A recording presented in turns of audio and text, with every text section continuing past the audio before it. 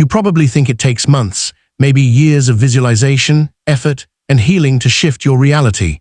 That breakthroughs are something you earn by suffering long enough. That alignment only arrives after you've checked off every spiritual checkbox and mastered every technique. But what if I told you the actual shift, the real quantum leap, happens in a moment so subtle, most people miss it entirely? There's a hidden pattern, invisible to the untrained eye, that appears right before someone's life transforms. Not when they work harder, not when they try more, but when something inside of them stops forcing, stops doubting, stops chasing. That's the moment the field responds. In this video, we're going to uncover the exact frequency that activates a quantum shift and why simplicity is the one thing your ego can't handle.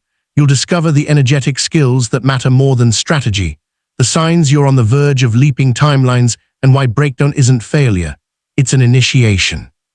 But let's begin with something you felt but maybe never named, the resistance to ease, that moment when things start flowing and you get scared, that moment when you have a deep inner knowing and your mind demands proof. You felt it.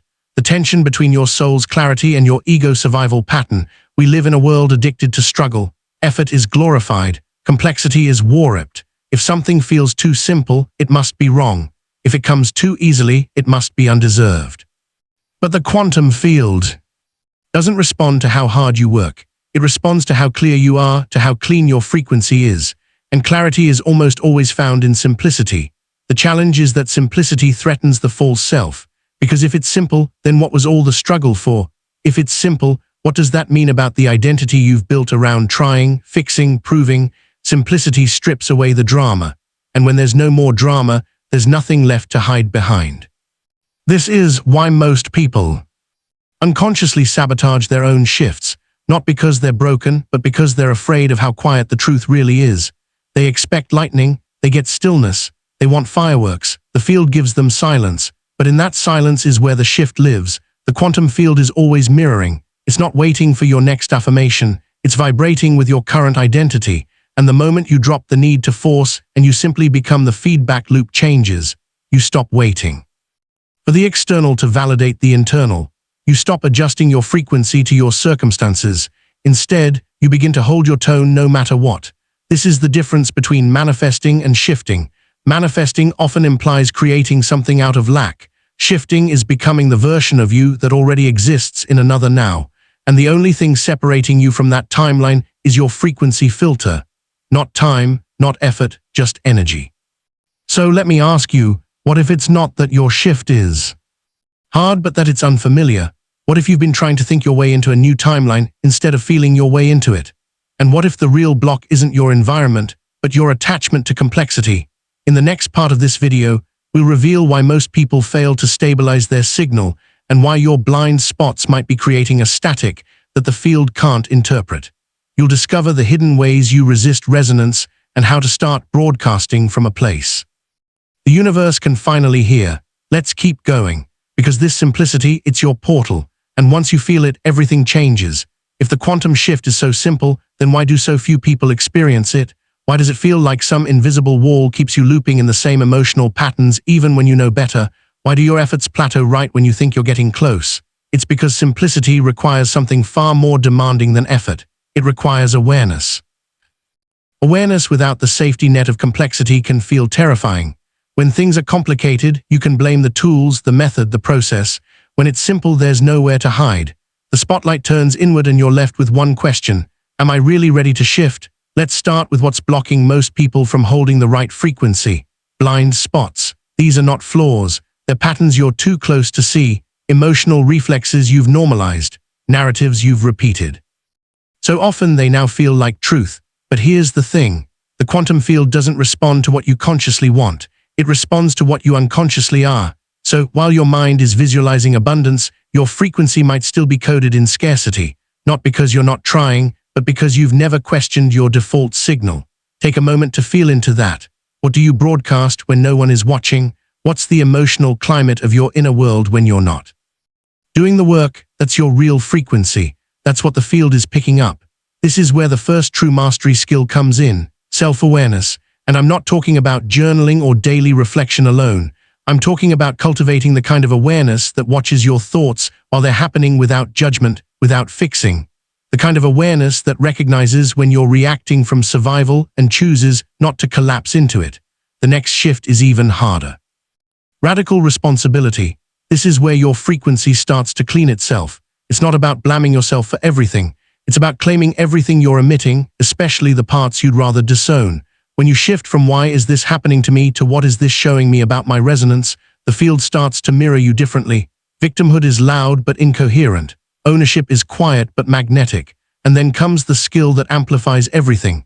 Accountability states. These are the vibrational anchors you return to no matter what life throws at you. Most people wait for life to validate their state, but quantum shifters hold their frequency until life has to reflect it.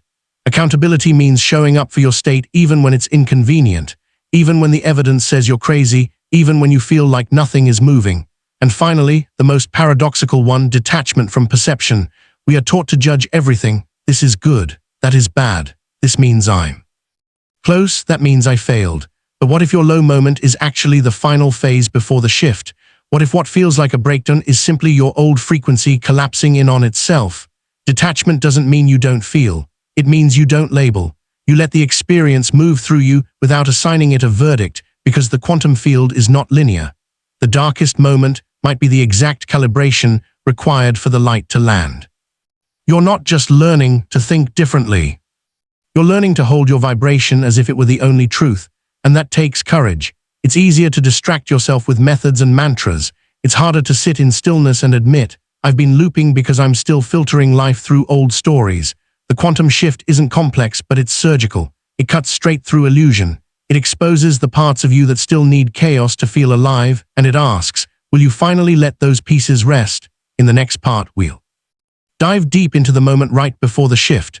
That strange energetic tension that builds when your old identity begins to collapse and your new timeline is within reach. Most people misinterpret this as failure, but if you know what to look for, you'll realize it's the threshold of your breakthrough. Stay close, because what's coming next is where the old timeline ends and your true frequency begins. There's a moment, subtle, disorienting, and often misunderstood, that almost always comes right before a true quantum shift. It's the moment when the old timeline begins to loosen, but the new one hasn't anchored yet. You feel suspended, like you're standing in a hallway between two realities. The past no longer fits. The future isn't clear, and everything inside you is screaming to do something, when in truth you're right on the edge. This space is sacred, but it doesn't feel that way. It often shows up as confusion, fatigue, misalignment, even despair. You might feel like you're failing, like the path you were so sure about suddenly vanished, like your vision is breaking down instead of coming alive. And if you don't know what's happening, you'll misread this as a sign to turn back, to shrink, to try harder, or worst of all, to doubt yourself. But here's the truth. This is not a collapse. This is a calibration. Before any quantum jump, your field has to let go of its current coherence pattern. Think of it like detuning from one radio station before locking into another. There's static in between. That static feels like disorientation, like emotional noise, like the impulse to run, but it's not a warning. It's a threshold. The old frequency can't hold your next chapter. That's why it feels like things are falling apart. What's really happening is this. The energy that held your old identity together is disassembling. The beliefs, habits, and energetic loops that defined who you were are losing their charge. And without that charge, your ego has nothing to grip, so it panics. It creates fear, doubt, restlessness. That's not a mistake. That's the ego trying to pull you back into the loop. This moment right before the shift is where most people quit. Not because the field says no, but because they interpret the friction as failure instead of as the friction of transformation. The truth is, if it feels shaky, you're close. If things seem uncertain, you're almost there. Because what you're really experiencing is your frequency shedding.